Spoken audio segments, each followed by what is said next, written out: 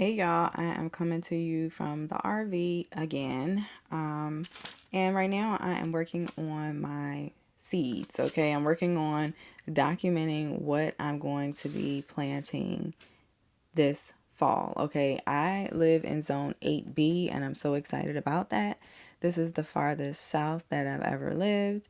And what a treat. I'm loving the heat and I'm loving the longer growing season.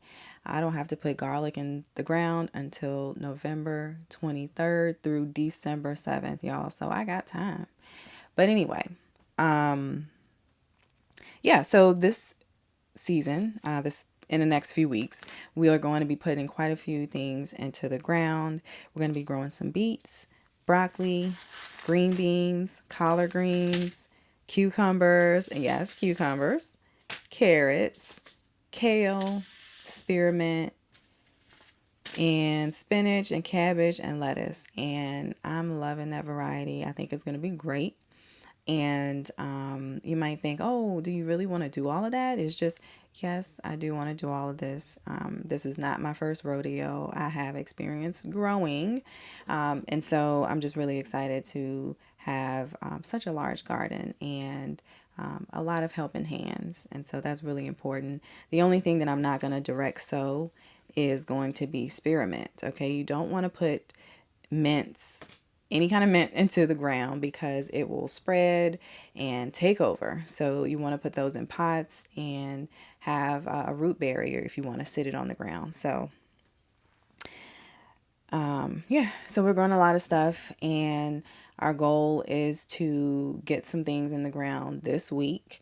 And I don't know if I have an action hoe, but I know that that's going to be a pretty important tool for me to use. We are going to be using conservation methods to make sure that we're retaining the water and all that type of stuff. And so I'm just really excited to be working on this plan because that means we're one step closer to getting the seeds in the ground and having a bountiful harvest. Excuse me, throat's a little dry.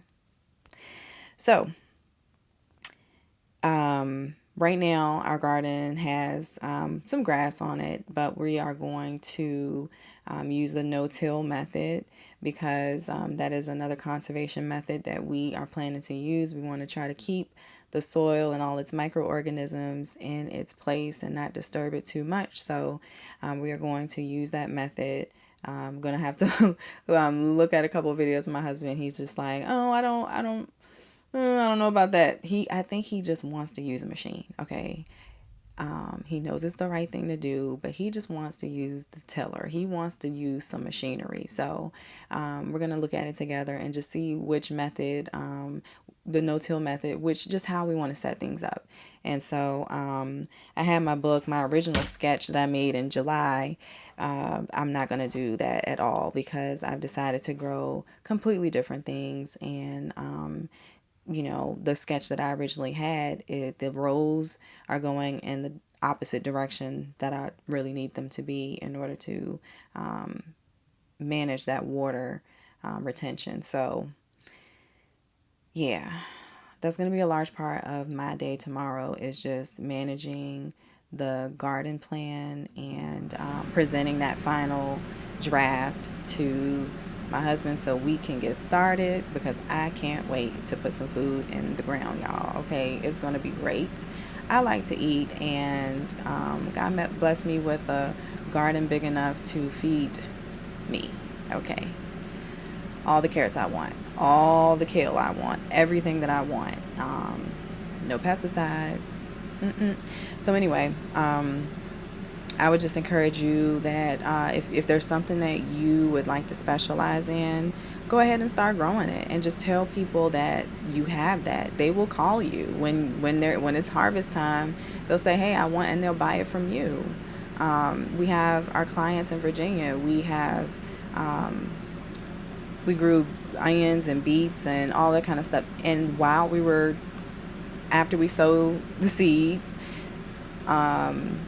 those clients say, hey, let me know when you have your harvest because I want to buy from you. And so, just letting people know what you have. That's a very easy way to break into gardening and maybe an additional source of income. So, I would just say pick something that you like, that you would like to grow, and just get really good at it and just let people know, hey, this is what I have. And it takes you I would say no time. I would say no time because it just, for me, it doesn't really feel like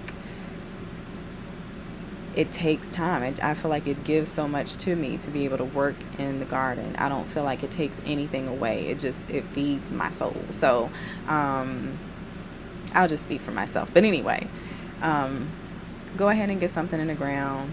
You already know no one's coming to save you, but you absolutely have the power to save yourself.